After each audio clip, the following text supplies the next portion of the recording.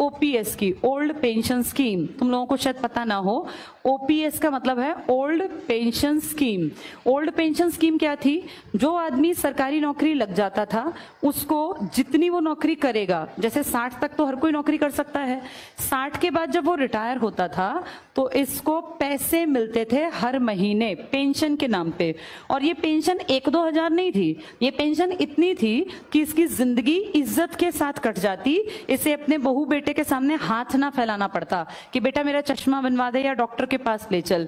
एक तो इसको बैठे बिठाए पैसे मिलते, बुढ़ापे में पैसा ज्यादा जरूरी होता है, जवानी में तो सब कमा लेते हैं, लेकिन जब 65 साल 70 साल पकड़ते हैं, शरीर कमजोर होता है, तब पैसा कैसे कमाएं? काम तो कर नहीं सकते।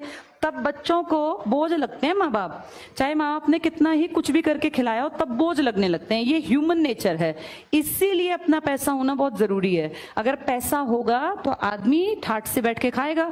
और आदमी जो पेंशन वाले थे ना, इनको सिर्फ पेंशन नहीं, इनको इसके साथ साथ हेल्थ के ऊपर भी सरकार एक श्योरिटी बना के देती थी कि आपको या आपकी वाइफ को, बच्चों को नहीं।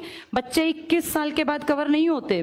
किसी का बेटा अगर 22 साल का है तो फिर वो पेंशन वाले लोग जो है ना, ये इसका इलाज नहीं करा सकते, उसके लिए पैसे देने पड़ेंगे। अपना कमा खा, उसके बच्चों को थोड़ी ना सरकार खींचती जाएगी। लेकिन वो जो भी आदमी है और जो उसकी वाइफ है, इन दोनों का सारा मेडिकल का खर्चा सरकार उठाती थी। अगर ध्यान से देखा जाए तो ये बहुत जरूरी और बहुत अच्छी बात थी। देखो, मैं जैसे कुछ लोग कहेंगे कि नहीं इससे देश का नुकसान होगा, ये कहना बहुत आसान है, लेकिन इस पे थोड़ा सा अगर दिमाग लगाया जाए कि सरकार खुद अपनी जबान से कहती है कि जी टोटल हमने जो सरकारी नौकरियां दे रखी हैं वो तो आबादी के 1% के आसपास को हैं। तो 1% के आसपास ही तो लोग मांग रहे होंगे पेंशन, फिर क्या दिक्कत है? 50% तो तुम मानते ही नहीं कि लोग काम करते हैं सरकारी। और अगर मान लो हम कहते हैं, ये इनका कहना है आजकल मंत्रियों का, इन सबका, कि ओल्ड पेंशन स्कीम से देश को बड़ा नुकसान होगा। तुम जो इतने खर्चे करते हो फालतू के, इतने गबन करते हो, इससे नुकसान नहीं होता।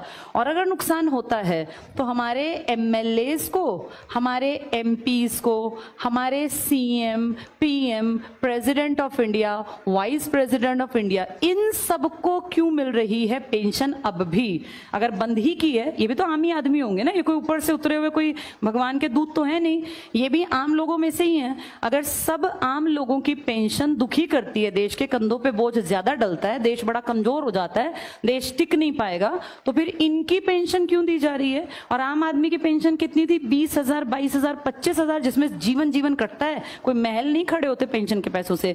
इनकी पेंशन अगर तुम सुन लोगे तुम्हें चक्कर आ जाएगा, क्योंकि इनके लिए पता क्या कर रखा है?